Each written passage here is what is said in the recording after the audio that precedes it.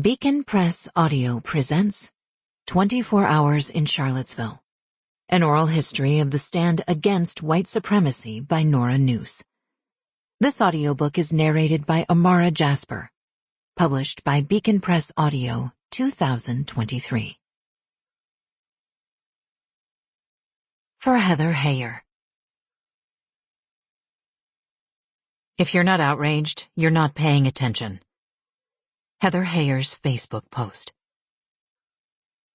If you are neutral in situations of injustice, you have chosen the side of the oppressor.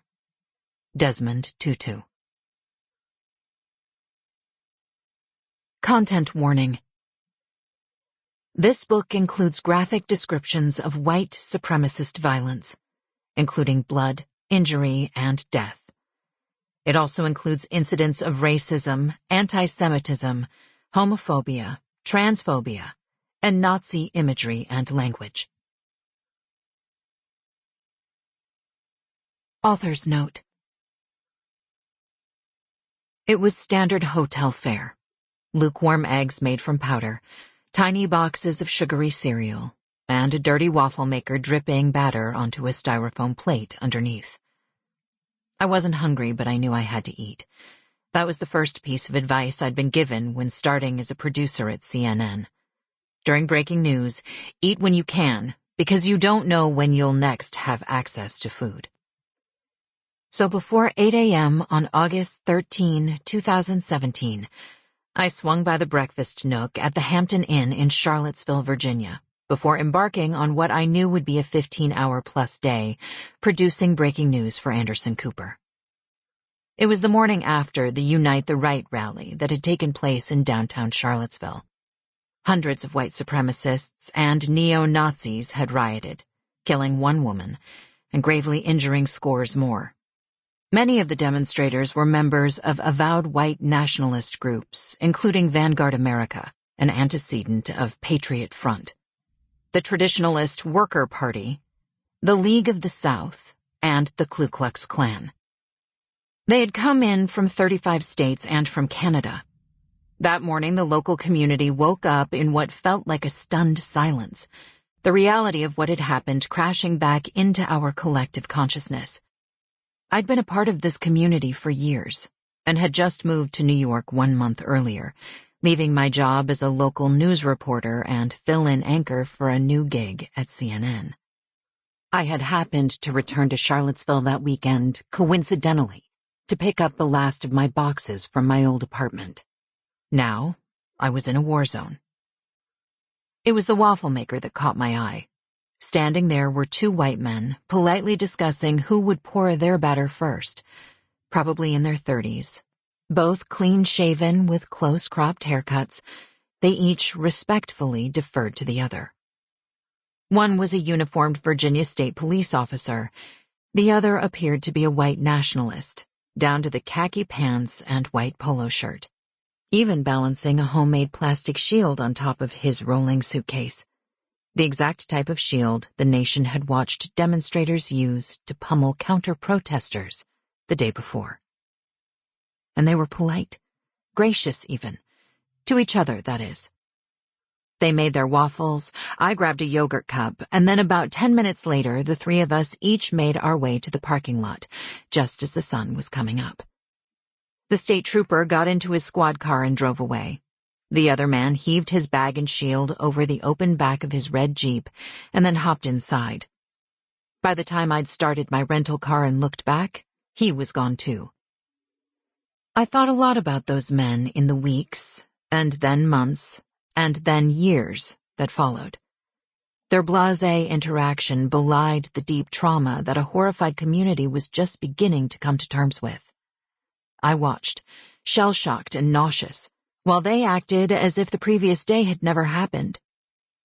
I have since wondered if this was one of the white nationalists later arrested by police. Could his arrest have even been at the hands of that officer at the waffle maker? Or, more likely, did he just melt seamlessly back into his life with few to no consequences?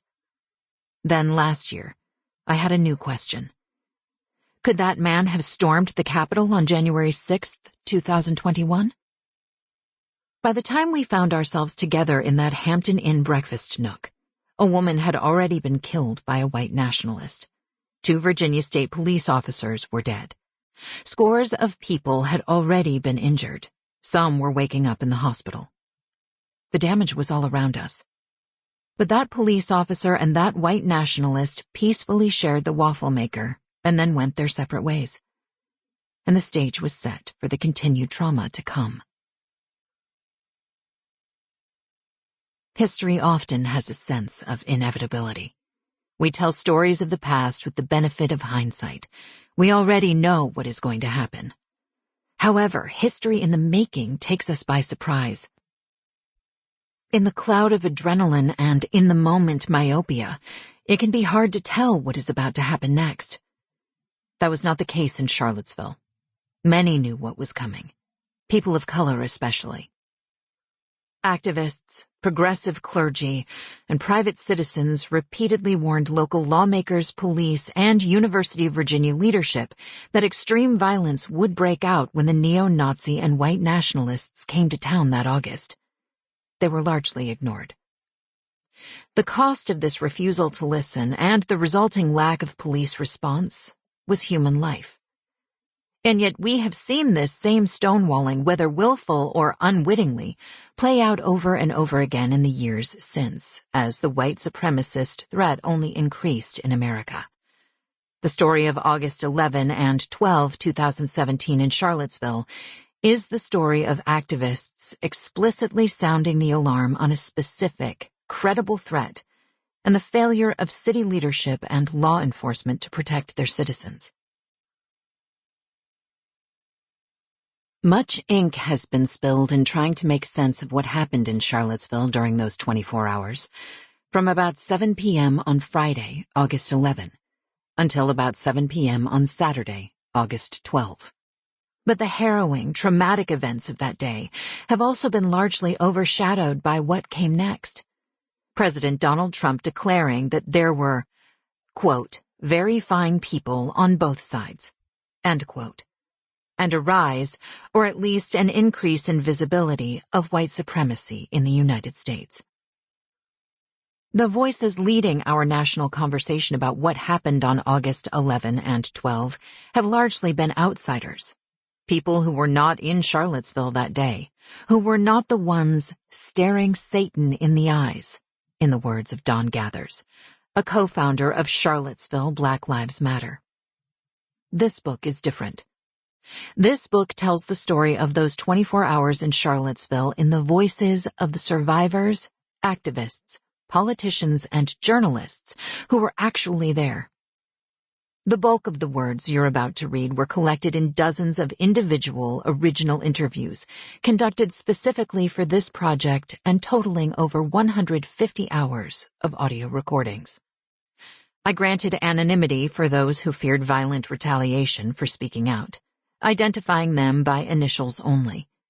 Best practice in oral history work is to compensate the narrators or folks being interviewed both for their time and for the emotional labor of telling their stories.